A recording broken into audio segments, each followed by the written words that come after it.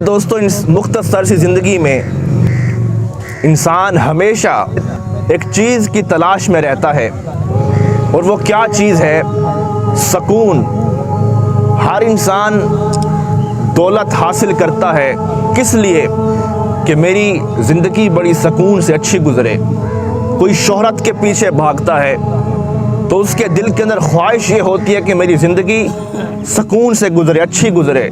کوئی عزت کے لیے بھاگتا ہے تو من میں خواہش یہی ہوتی ہے کہ میری زندگی سکون سے گزرے اور میری زندگی چین سے گزرے۔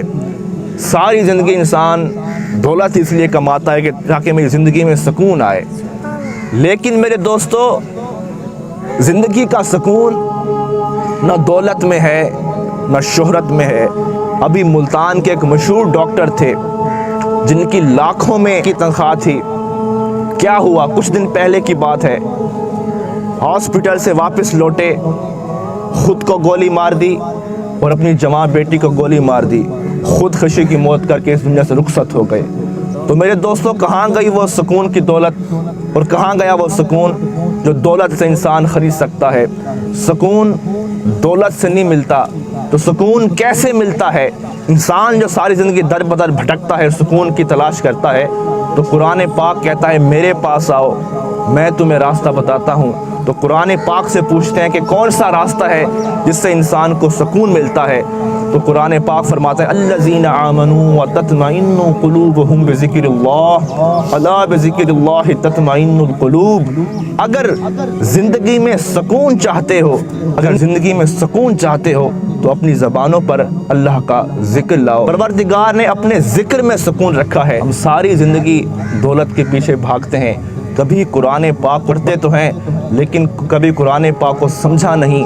قرآن پاک نے واحد راستہ بتایا ہے، اگر سکون چاہتے ہو تو اپنی زبانوں پہ میرا ذکر لاؤ، یعنی میری ذکر جب مجھے یاد کرو گے تو اے میرے بندے میں اسی لمحے تجھے یاد کروں گا۔ حضرت عمر کے زمانے میں ایک شخص تھا، نوجوان تھا، رونق محفل تھا، جہاں بھی بیٹھتا لوگ اس کے دیوانے تھے، اس کو ملنے کے لیے ترستے تھے۔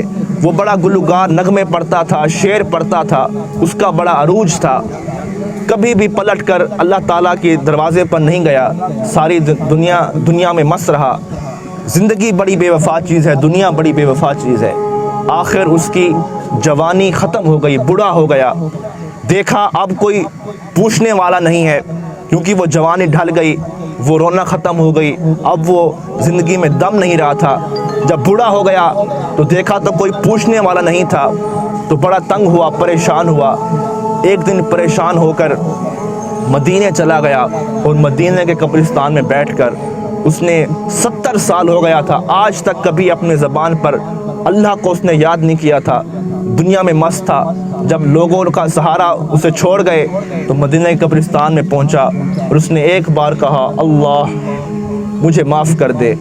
حضرت عمر فاروق رضی اللہ تعالیٰ عنہ کا دور تھا، آپ سو رہے تھے کہ رات کو ان کو خواب آیا، غیب سے آواز آئی عمر میرا ایک پیارا بندہ مدینہ کے قبرستان میں بیٹھا ہے، اسے جاؤ اور میرا سلام پیش کرو اور کہو اے میرے بندے تو پریشان کیوں ہے؟